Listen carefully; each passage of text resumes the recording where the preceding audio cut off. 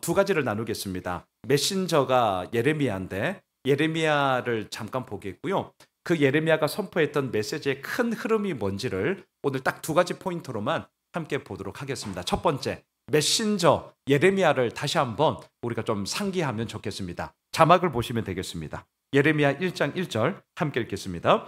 베냐민 땅 아나돗의 제사장들 중 힐기야의 아들 예레미야의 말이라. 자, 그냥 이런 구절을 읽으면요, 우리는 뭐 이 뜻이 뭔지 네이버에 검색하지 않는 한 그 뜻은 우리가 잘 모릅니다. 근데 괜찮아요.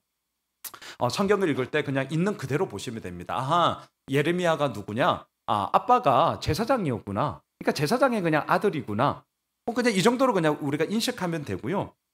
예레미야의 뜻은 여호와께서 세우신다라는 뜻을 갖고 있습니다. 이런 것도 궁금하시면 요즘은요, 네이버에 그냥 검색하시면 AI가 너무 친절하게 잘 가르쳐 주기 때문에 그거 활용하시면 되거든요. 자, 계속 자막을 한번 보세요.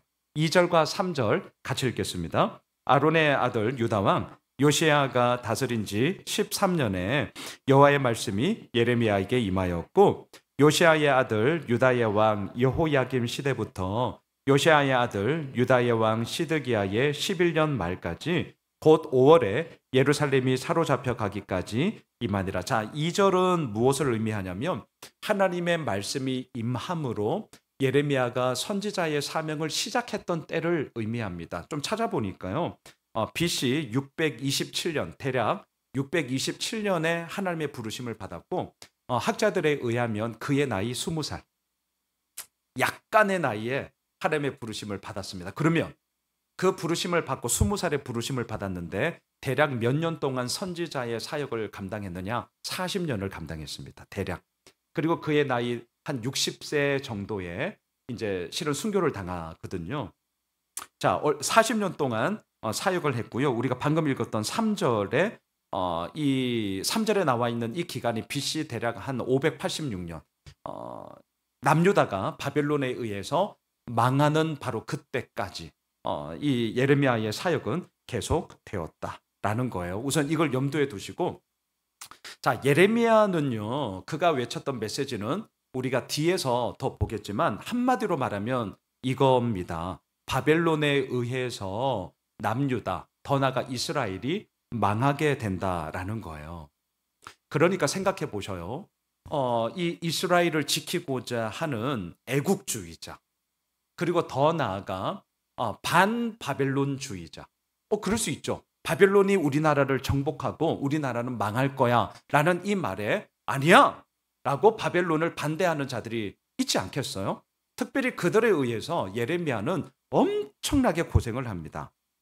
자, 자막 한번 보셔요. 예레미야 38장 3절과 4절인데요. 함께 읽겠습니다. 여호와께서 이와 같이 말씀하시니라. 이 성이 반드시 바벨론의 왕의 군대의 손에 넘어가리니 그가 차지하리라 하셨다 하는지라. 이에 그 고관들이 왕께 아뢰되 이 사람이 백성의 평안을 구하지 아니하고 재난을 구하오니 청하건대 이 사람을 죽이소서. 그가 이같이 말하여 이 성에 남은 군사의 손과 모든 백성의 손을 약하게 하나이다. 이럴 수밖에요. 아니, 저 인간은 그냥 입만 벌리면 우리나라 망한다, 바벨론에 의해 망한다, 우리 한번 으쌰 해보자고 가뜩이나 우리 마음에 쫄리는데 그래도 이 나라를 지키자고 하는 우리들의 손을, 이 백성의 손을 약하게 한다. 위로는 못해줄 망정 망한다고 얘기하는데 저 인간 우리 죽여버립시다. 저는 이거 당연하다고 생각을 해요. 오늘 새벽에도 잠깐 예레미야 지금 우리가 아침마다 이미 묵상하고 있으니까 그 얘기를 했는데요. 한번 생각해 보셔요. 우리가 일제강점기 치하 36년 동안 얼마나 어려웠습니까? 억압과 압제, 수탈과 침탈의 이야기, 눈물의 이야기가 있잖아요. 지금도 그 역사에 꼬인 문제는 해결해야죠. 이거는 당연히 용서받아야 되고 사과받아야 되고요. 엎드려도 시원찮을 판인데, 예, 분명히 이 문제가 있단 말이죠. 근데 생각해 보셔요. 자, 일제강점기 치하가 있어요. 교회에 왔어. 근데 양순원 목사가 설교하는 거예요. 여러분, 우리나라는 일본에 망합니다. 빨리 일본에게 우리가 무릎 꿇고 이 일본의 다스림 가운데 우리가 그냥 순복하며 가야 합니다. 라고 설교를 하면 어떻게 하시겠어요? 야, 당장 선장님이 올라와서 야 이놈아 네가 목사냐. 맥살 잡죠. 당연하죠. 목숨을 바쳐서 나라의 독립운동을 위해서 애쓰는 사람들의 그 눈물 어린 이야기, 피눈물 나는 이야기가 이 나라를 지키고 있는데 모든 백성들의 마음속에 우리 대한민국을 지키고자 으쌰으쌰 하면서 그 눈물의 이야기 속에서도 이를 물고 조선의 독립을 위해서 싸우고 있는데 목사라는 인간이 일본에 항복하셔야 됩니다. 여기 막 나와요. 자, 예레미야서를 읽을 때 요 그림만 생각하시면 됩니다. 예레미야가 지금 제가 방금 예를 들었던 그 짓을 하고 있는 거예요. 물론 예레미야는 자기의 자의로 한 게 절대 아닙니다. 오해하지 마셔요. 하나님의 말씀이 임하였기 때문입니다. 근데 그 임한 말씀이 사람들에게 전혀 위로가 되지 않아요. 사람들에게 전혀 기쁨이 되지 않아요. 사람들에게 평안이 되지 않아요. 여러분 교회에 이렇게 나오시잖아요. 특별히 이제 우리 수요 예배는 뭐 이제 우리가 소위 말해서 기신자들이 이제 오시는 거고, 이제 주일 낮 예배, 특별히 주일 낮 예배 때는 초신자도 오고, 이제 아내의 손에 끌려가지고 가정의 평화를 위해서 억질로 이제 꺼다 놓은 보리자루처럼 똑하니 이렇게 앉아 계신 우리 형제님들도 계시고, 또 뭐 아내분도 계시고, 아니면 지인의 또 이런 겉면에 따라서 한번 교회 한번 가줄게 뭐 이런 분들도 오시고 아주 다양하잖아요. 자, 그분들의 마음속에 특별히 교회에 왔는데 책망의 메시지, 심한의 메시지, 그리고 어떤 날카롭게 찌르는 메시지, 물론 레슨의 의미로서 그 본문이 말한다면 그 설교해야죠. 하지만 저도 마찬가지거든요. 이왕이면 이 땅을 살아가면서 우리가 다 공고함이 있단 말이죠. 교회에 나와서 하나님이라는 그 이름을 부르면서 하나님께서 주시는 위로, 이번 주 이제 고린도 후서 강해 시작하는데 제목이 위로거든요. 아주 제가 노린 거죠. 위로의 메시지, 따뜻함의 메시지 다시금 할 수 있습니다. 우리 일어납시다. 우리가 함께 갑시다. 우리가 으쌰으쌰 하면서 힘을 합쳐서 나아가면 우리 이 길 갈 수 있습니다라는 격려, 지지, 응원, 축복, 우리가 다 원하는 거 맞잖아요. 근데 예레미야에게 임한 메시지는 전혀 그게 없어. 예레미야가 얼마나 힘들었겠습니까? 얼마나요? 자, 그래서 예레미야를 반대하는 자들이 어떻게 했는 줄 아세요? 이게 이제 오늘 아침 그리고 내일까지 이어지는 말씀이거든요. 자막 한번 보세요. 예레미야 43장 2절과 3절 우리 같이 한번 읽으시죠. 시작. 호사야의 아들 아사랴와 가레야의 아들 요하난과 모든 오만한 자가, 잘못 됐나요? 42장 제가 오타를 냈나 보네요. 43장 2절과 3절인데 그럼 제가 그냥 읽을게요.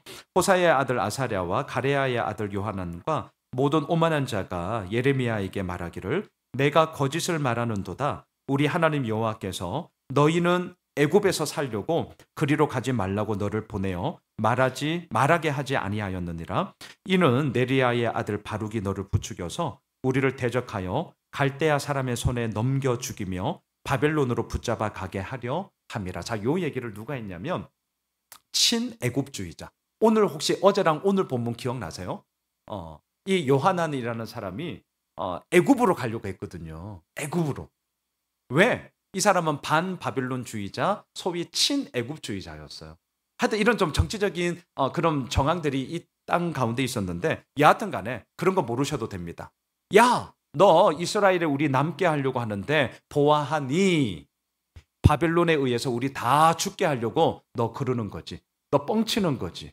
너 정말 그러면 안 된다. 위협하고 협박을 하는 거죠. 자, 이처럼 예레미야는 그 어느 누구에게도 인기가 없는 자였습니다. 그래서 자막을 한번 보세요. 예레미야 9장 1절을 한번 띄워주시겠어요? 같이 읽겠습니다. 어찌하면 내 머리는 물이 되고 내 눈은 눈물 근원이 됐고 죽임을 당한 딸 내 백성을 위하여 주야로 올리로다. 그래서 눈물의 선지자 예레미야가 된 것입니다. 그 어느 곳에도 받아들임이 없어요. 얼마나 외롭겠습니까? 이 눈물은 이스라엘 백성들을 향한 긍휼함이기도 하지만 예레미야도 사람이라는 걸 잊지 마셔요. 그 어느 누구도 자기를 반겨주지 않아요. 그 어느 누구도 자기의 메시지에 대해서 은혜 받았습니다. 와, 목사님 너무 격려 받았습니다. 그 어떤 말도 들어보지는 못했어요. 40년을 그렇게 사역했다니까요. 얼마나 외로웠겠습니까? 얼마나 마음이, 정작 그 메시지는 말씀이 임했으니까 전달하는 통로로 그냥 전했을 뿐이지만 예레미야도 사람이에요. 눈물 흘릴 수밖에요. 어쩌면 서러움에 눈물일 수도 있을 겁니다. 자막 한번 보세요. 14장 17절 같이 읽을까요? 너는 이 일로 그들에게 이르라. 내 눈이 밤낮으로 그치지 아니하고 눈물을 흘리리니 이는 처녀딸 내 백성이 큰 파멸 중한 상처로 말미암아 망함이라. 예, 망함의 길을 가는 이스라엘 백성들을 보면서 그렇게 고래고래 절규하며 외쳤지만 듣지 아니하는 그 백성을 향한 극률함의 눈물 또한 예레미야에게 있었다. 자, 첫 번째, 예레미야 인기 없는 자였다. 그 어느 누구도 인정하지 않는 자였다. 하지만 하나님의 말씀이 임하였기 때문에 눈물 뚝뚝 흘리면서, 상상해 보셔요. 예레미야서를 읽으면서 눈물 뚝뚝 흘리는 예레미야를 한번 상상하시면서 읽으시면 참 좋을 것 같습니다. 눈물 흘리면서 사람들에게는 아무 인기 없는, 하지만 하나님의 말씀이 임하였기 때문에 그 말씀을 전할 수밖에 없는 눈물의 선지자 예레미야를 우리가 다시 한번 기억합니다. 자, 그럼 두 번째, 그 예레미야가 전한 메시지는 뭐냐? 앞서 이미 제가 다 말씀드렸습니다. 바벨론에 의해 망한다라는 거였습니다. 여러분 자막 한번 보세요. 예레미야 2장 7절과 8절. 왜 망하느냐? 단순합니다.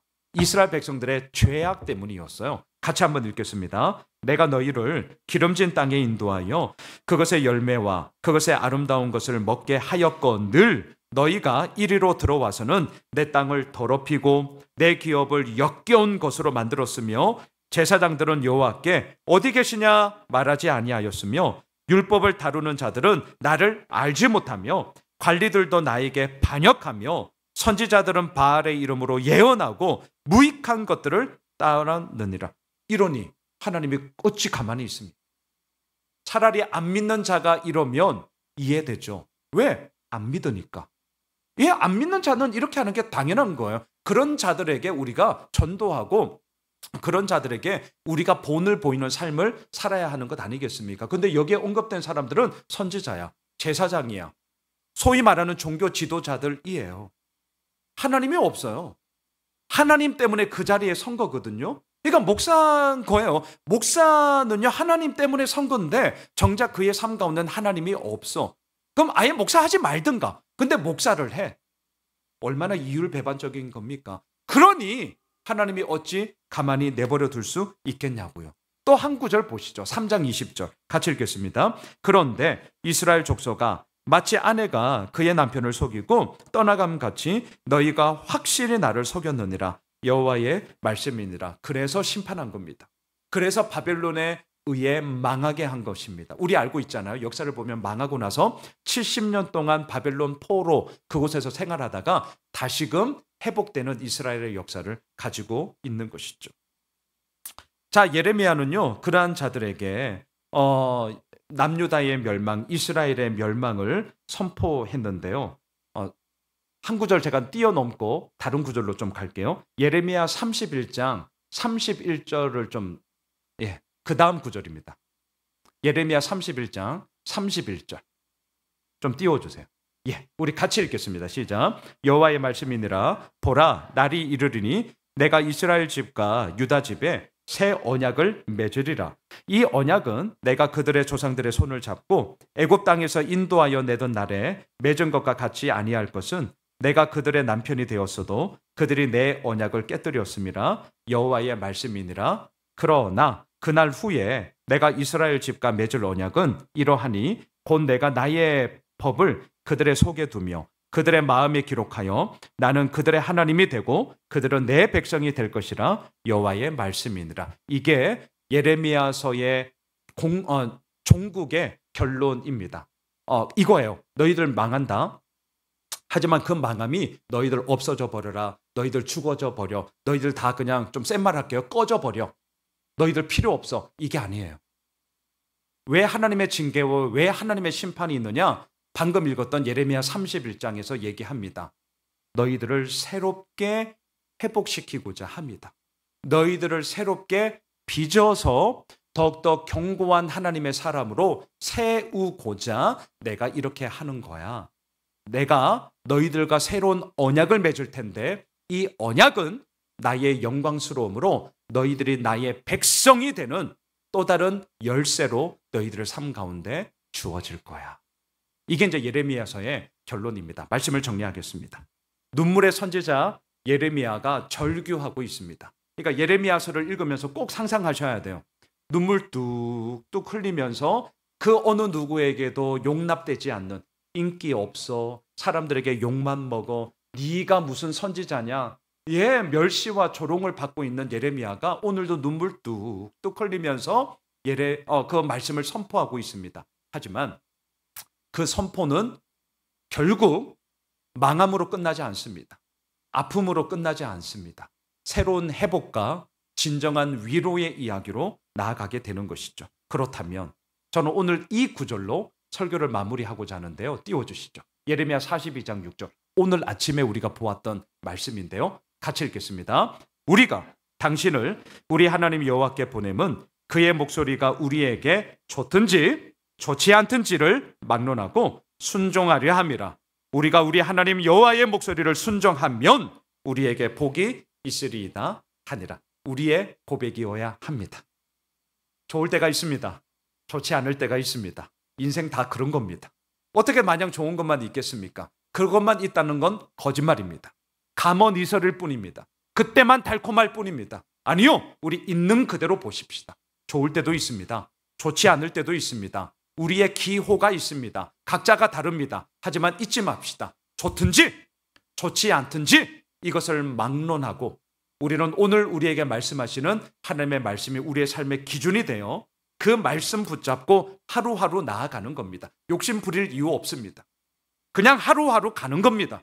그리할 때에 그 말씀에 순종하면 우리에게 하나님이 주시는 복이 있으리이다. 오늘도 이 말씀 마지막으로 붙잡고요. 우리 함께 나아가고 12월 되었는데 올 한 해 마무리 좋든 좋지 않든지 이것을 막론하고 하나님 우리에게 말씀하여 주십시오. 그 말씀에 순종하며 나아가오니 하나님 우리에게 복을 주시옵소서. 우리 이 시간 함께